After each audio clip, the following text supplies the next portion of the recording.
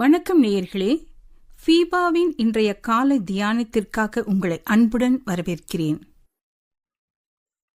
ஃபீபாவின் காலை தியானம் நிகழ்ச்சியில் இன்று நீடிய பொறுமையின் ஆதாரம் நமது ஆண்டவர் இயேசு கிறிஸ்துவே என்ற தலைப்பிலே இன்றைய தியானத்தை கேட்கலாம். யோபுவின் உபத்திரவத்தை குறித்து நாம் பார்க்கும் பொழுது அவன் மிக கொடூரமான சூழல்களை சந்தித்தான். தனது உடைமைகள், குடும்பம், ஆரோக்கியம் எல்லாவற்றையும் இழந்து இவை ஏன் சம்பவித்தது என்ற கேள்விக்கு உள்ளானான். ஆயினும் இழப்பு, நிச்சயமின்மை இவற்றின் மத்தியிலும் கர்த்தர் மேலுள்ள விசுவாசத்தை அவன் விட்டுவிடாமல் பாதுகாத்துக் கொண்டான். அவனுடைய மனைவி அவனை பார்த்து, நீர் இன்னும் உம்முடைய உத்தமத்தில் உறுதியாய் நிற்கிறீரோ? தேவனை தூஷித்து ஜீவனை விடும் என்று சொன்னபோது, தேவன் கையிலே நன்மையை பெற்ற நாம் தீமையையும் பெற வேண்டாமோ என்று கேட்கிறார். யோபு 2 அதிகாரம் 10 யோபின் பொறுமைக்கு ஆண்டவர் ஒரு நோக்கம் வைத்திருந்தார். அவனுடைய உபத்திரவங்களுக்கு ஒரு முடிவு இருந்தது. கர்த்தர் அவன் சிறையிருப்பை மாற்றினார். யோபுக்கு முன்னிருந்த எல்லாவற்றை பார்க்கிலும் 2 அவனுக்கு கர்த்தர் தந்தருளினார் என்று யோபு 42 அதிகாரம் 10-12 வாசிக்கலாம்.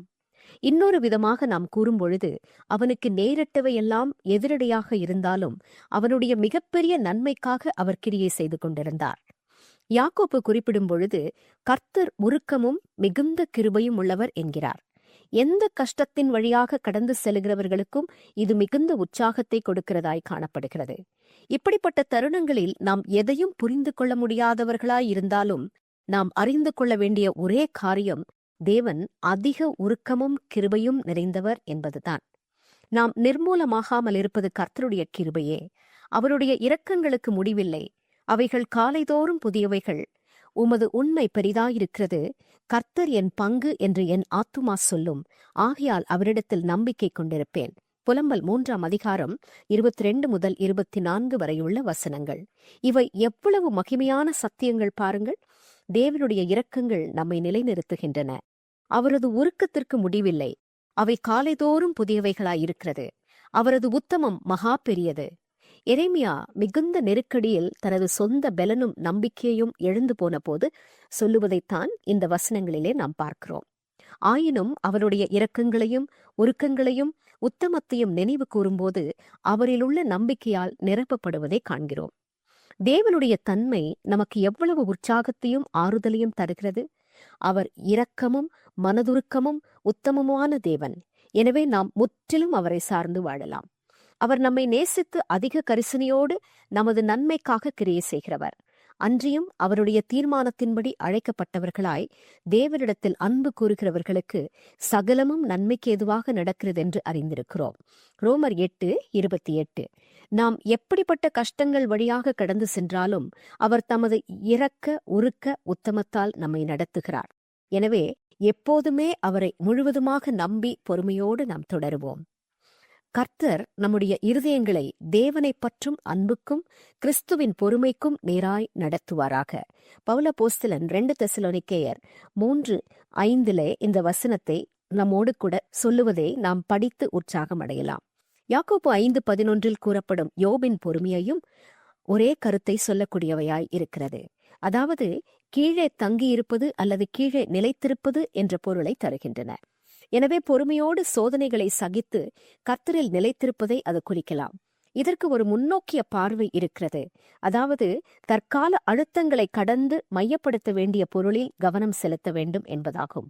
மிகவும் விசேஷமாக குறிப்பிடக்கூடிய ஒரு உதாரணம் என்னவென்றால், இயேசு கிறிஸ்து சிலுவைக்கு சென்றதன் மூலம் காண்பித்த பொறுமை. இயேசுவை நோக்கி நமக்கு நியமித்திருக்கிற ஓட்டத்தில் பொறுமையோடு ஓடக்கடவோம். அவர் தமக்கு முன் வைத்திருக்கிற சந்தோஷத்தின் பொருட்டு அவமானத்தை எண்ணாமல் சிலுவையை சகித்து தேவனுடைய சிங்காசனத்தின் வலது பார்சத்தில் வீற்றிருக்கிறார். ஆகையால் நீங்கள் இளைப்புள்ளவர்களாய் உங்கள் ஆத்துமாக்களில் சோர்ந்து போகாதபடிக்கு தமக்கு விரோதமாய் பாவிகளால் செய்யப்பட்ட இவ்விதமான விபரீதங்களை சகித்த அவரையே நினைத்துக் கொள்ளுங்கள் என்று எபிரேயர் 12 அதிகாரம் 1-3 வரை எழுதியுள்ள வசனங்களிலே நாம் வாசிக்கலாம். பகைமை, அநீதி, வேதனை, அவமானம், பாடுகள் போன்றவற்றை எண்ணக்கூடாத அளவிலே அவர் சகித்தார். ஆனாலும் அவற்றில் பொறுமையாயிருந்தார். சிலுவையின் மரண பரியந்தம் கீழ்ப்படிந்தவராகி தம்மைத்தாமே தாழ்த்தினார் என்று அப்போஸ்தலன் பிலிப்பியருக்கு எழுதின நிருபம் 2 அதிகாரம் 8 குறிப்பிடுகிறார். இது இயேசுவுக்கு எளிதாயிருந்ததா? அல்லவே அல்ல, மிகவும் கடினமாகவே இருந்திருக்கும். அதற்காக அவர் முன்கூட்டியே ஜெபித்தார் என்று காண்கிறோம். என் பிதாவே, இந்த பாத்திரம் என்னை விட்டு நீங்கக்கூடுமானால் நீங்கும்படி செய்யும்.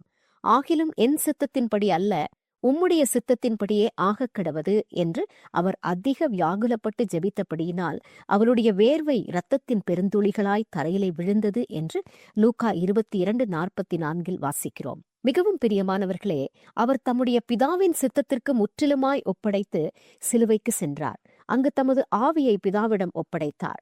3 நாட்களுக்கு பின்பு கல்லறையில் பிதாவானவர் தமது மகாபெரிய உத்தமத்தின்படியும் தமது வலிய சத்துவத்தின்படியும் மரித்தோரிலிருந்து எழுப்பி உன்னதங்களிலே உயர்த்தி எல்லா நாமத்திற்கும் மேலான நாமத்தினை அவருக்கு அளித்தார். எபேசியர் 1:20-21 எப்போதுமே தேவன் அவரை நம்பி காத்து கொண்டிருப்பவர்களுக்கு நன்மையானவைகளைத்தான் செய்கிறார் என்று நாம் விசுவாசிக்க வேண்டும். நம்முடைய பொறுமைக்கான ஆதாரம் நமது ஆண்டவராகிய இயேசு கிறிஸ்து. நீடிய பொறுமைக்கு சிறந்த எடுத்துக்காட்டு அவர்தான். அதைவிட மேலாக நாம் பொறுமையோடு இருக்க ஆதாரமும் ஆதரவுமாயிருக்கிறார். நாம் கிறிஸ்துவின் மரணத்தில் அவரோடு உயிர்த்தெழுதலிலும் பங்கு பெற்று அவரது ஜீவனை நம்மில் பெறுகிறோம். கிறிஸ்துவே நமக்குள் இருக்கிறார். நமது விசுவாசத்தின் துவக்கமும் முடிவும் அவரே. நாம் அனைத்திற்கும் அவரையே சார்ந்திருக்கிறோம். அவராலேயன்றி நாம் எதையும் செய்யக்கூடாது. ஏனென்றால் அவராலே தான் நாம் எல்லாவற்றையும் செய்யக்கூடும். யோவான் 15:5 அவருடைய ஜனங்களாக நாம் சந்தோஷத்தோட எல்லா பொறுமையையும் நீடிய சாந்தமும் உண்டாவதாக, இவை உண்டாவதற்கு ஏற்ற மகிமையான அவருடைய வல்லமையின்படி எல்லா வல்லமையாலும் பலப்படுத்தப்படவும் உங்களுக்காக வேண்டுதல் செய்கிறோம் என்று பவுலப்போஸ்தலன் கொலோசியருக்கு எழுதும் பொழுது இவ்வாறு சொல்லுகிறார். என் கிருபை உனக்கு போதும், பலவீனத்திலும் என் பலன் பூரணமாய் விளங்கும் என்று அவர் சொல்லியிருக்கிறார். 2 கொரிந்தியர் 12:9. எனவே பிரியமானவர்களே, நீங்கள் சோதனைகளையும் வேதனைகளையும் அனுபவிக்கிற இந்த கடைசி நாட்களிலே உங்கள் உதாரணமாகிய கிறிஸ்துவின் வாழ்வு, வல்லமை, கிரியை ஆகியவை உங்களில் காணப்பட நாம் ஜெபித்துக் கொள்ளுவோம். உங்கள் வாழ்வை அவரது பிரசன்னம் நிரப்பட்டும்.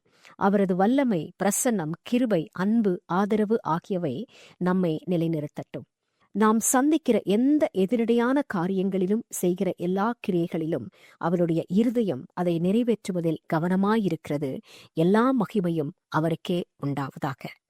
பிரியமானவர்களே, இன்றைய காலை தியானம் நிகழ்ச்சியில் நீடிய பொறுமையின் ஆதாரத்திற்கான எடுத்துக்காட்டு நமது ஆண்டவராகிய இயேசு கிறிஸ்துவே என்ற தலைப்பிலே இன்றைய தியானத்தை கேட்டோம். மீண்டும் அடுத்த நிகழ்ச்சியில் சந்திப்போம். வணக்கம் நேர்களே. இன்றைய காலை தியானத்தில் பங்கேற்றமைக்காக நன்றி.